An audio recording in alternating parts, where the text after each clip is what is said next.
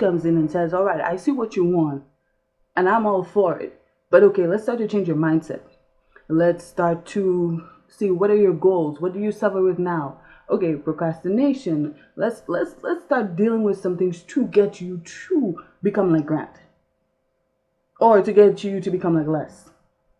Does that make sense? So your mentor is the person that you have envisioned yourself to be. Okay, so you have to match your mentor with your vision. Does that make sense? If I, okay, let's think of a female. I can't even think of one right now. But whoever you want to be, or be like, because we all have people that we admire, but your mentor should be someone that, yes, I love this person's success story. This person speaks to you. Let's put it that way. They should align with your vision. Your coach should align or match your goals. Okay, you look at this person, and you look at their style. Can this person help me achieve what I want to be? Can, me being under this person, their program, their plan, can they help me achieve whatever it is I want to achieve? So in essence, you need mentors. But mentors is just learning, and 9 out of 10. Not many mentors give practical steps unless that mentor is also a coach. Like, I keep wanting to say Grant. Because I think his whole 10x thing is actually like a program, because he gives you like books and steps and I don't know. But a coach breaks it down even further to you as a person, because there's a level of intimacy and like one-on-one game planning and creating your personal success plan when you have access to a coach. I mean, you could also do coaching like just following this person on social media and learning from them, but then there's a certain level that's missing, just like following a mentor on social media or having a one-on-one person that you shadow them in their office. And for example, in the industry of film, most successful film students, okay, are those that have shadowed or learned from another director, okay, and even those that haven't gone to film school. Does that make sense? So mentorship and coaching, they go hand in hand and they have to match, okay? Now, both your mentor and your coach must match your values. What do you believe in? Because if you do not believe in a certain level of being rigid or shark mindsets or any of these kind of things, then it's going to be an uncomfortable situation for both you and your coach. That person must speak to you, okay? There must be some chemistry between you and your mentor. If when you hear their story, it doesn't move you in any way, it doesn't speak to you, it doesn't give you the burning desire to change or to want to be something more, then this person is not the mentor or coach for you. For example, I love Bishop T.D. Jakes, and every time I listen to him, I get charged, I get ready to go, because his words speak to me. There's a certain level of him being real that just resonates with me. Another type of person might be like, he doing too much, So this person has to align with your values, core values, values, I don't care, your values, okay? So when picking your coach or mentor, because we are talking about the how of things, it's best to match the personalities. In essence, the personalities. Now, I'll share this quickly with you. With me for a long time, I thought I was an introvert, which is crazy. I know you're like, hey, she got a podcast and all that stuff. How could you be an introvert? I know, right?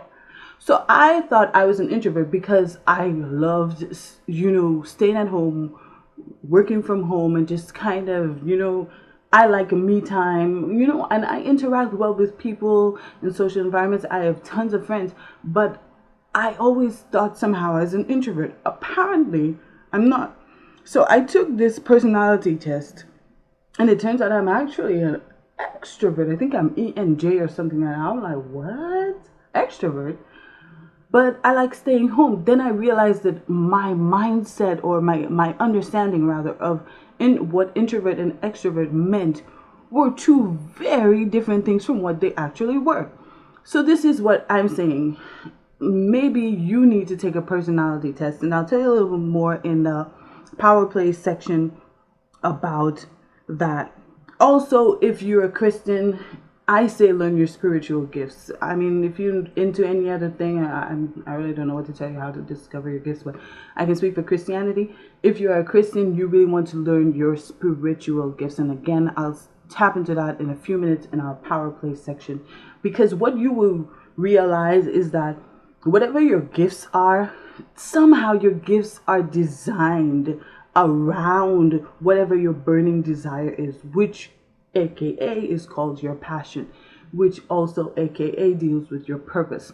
But all right, we'll get into that a little more. So again, wrapping it up, how to find a mentor or coach. This person, A, must be or must match your vision, must match your goals and your values. Okay? And if you need to play it over again to figure it out, please do. But that is how you find a mentor or coach. Do not mismatch. Don't just go because you see this person has all the bling and they talk all this on IG or whatever, and you're just like, yeah. And then you realize their personality is shenanish and it's not your style. Or they're too mellow and soft and you need someone that's more hardcore. And, you know, to each his own, find the person that suits you. All right. With that said, that's enough for today. Now it's time for my favorite part of today. Power play. All right. So today's power play, like I've been saying for the last 5 minutes, is let's take a look into personalities first of all.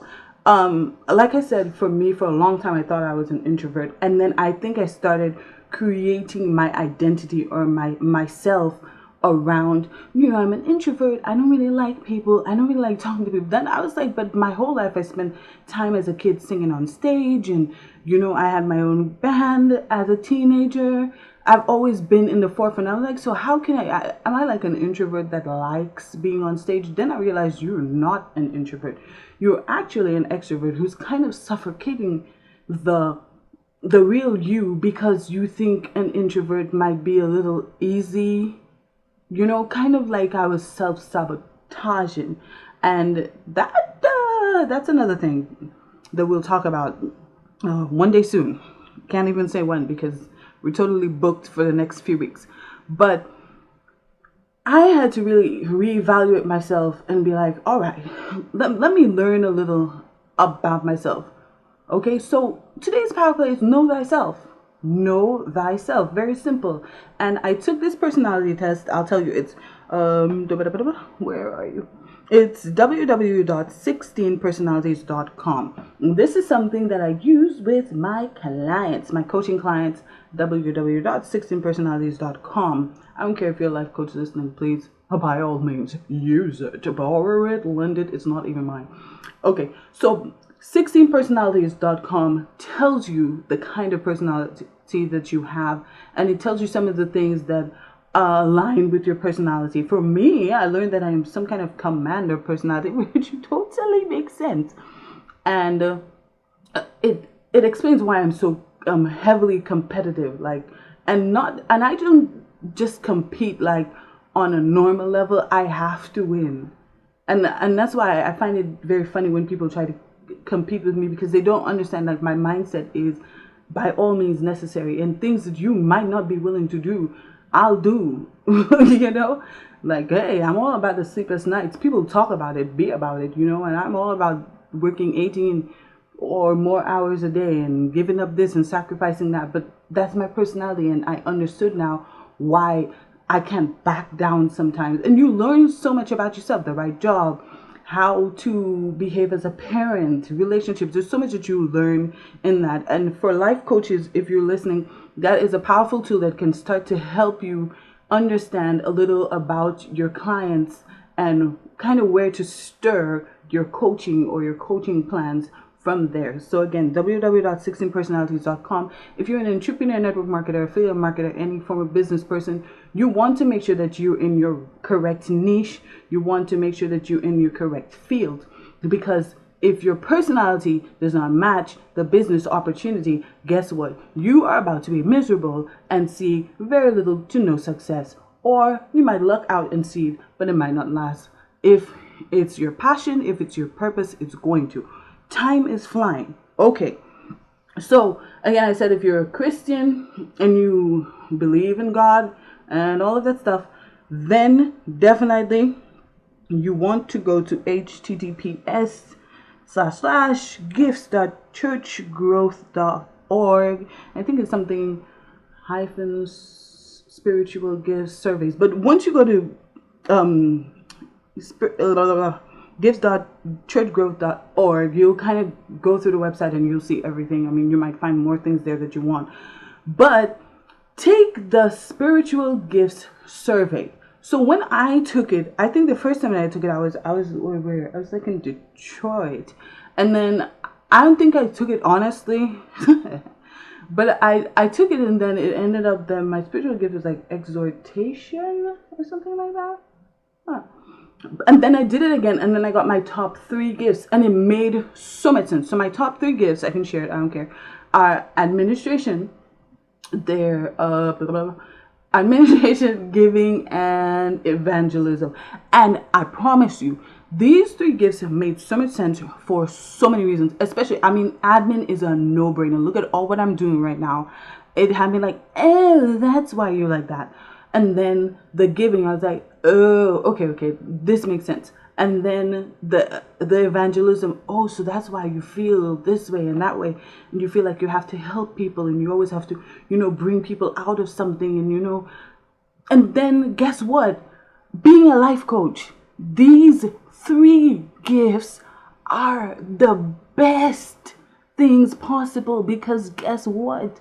This is exactly who and what a life coach is. This is what a life coach does. You guide people, you help people. Evangelism, you want to change people's lives. You want to heal them from circumstances. It's like the gifts were already in me. So it just matched my purpose and my calling and my vision for my business. I want to help people. I want to give.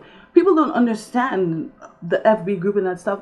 Yeah, I want to give. I want to do things. Some things are birthed in you, and then you don't understand the why until later on. All right, so I'm really running out of time, but I'm telling you guys, take these tests, know yourself. If there's any more personal development or self-improvement tests out there that you would like to do, sure, go for it. You can always share it with me. Hit me up, DM me, Instagram, send me a message on Facebook, whatever it is. I mean, via the Real Shy website as of today, however you wish to, share whatever you learned with me, I'm all down, because I believe firmly in never stop learning. Again, know thyself. All right, guys, it's time. Hope to see you soon. Thank you again for joining me for another episode. Bye. See you next time.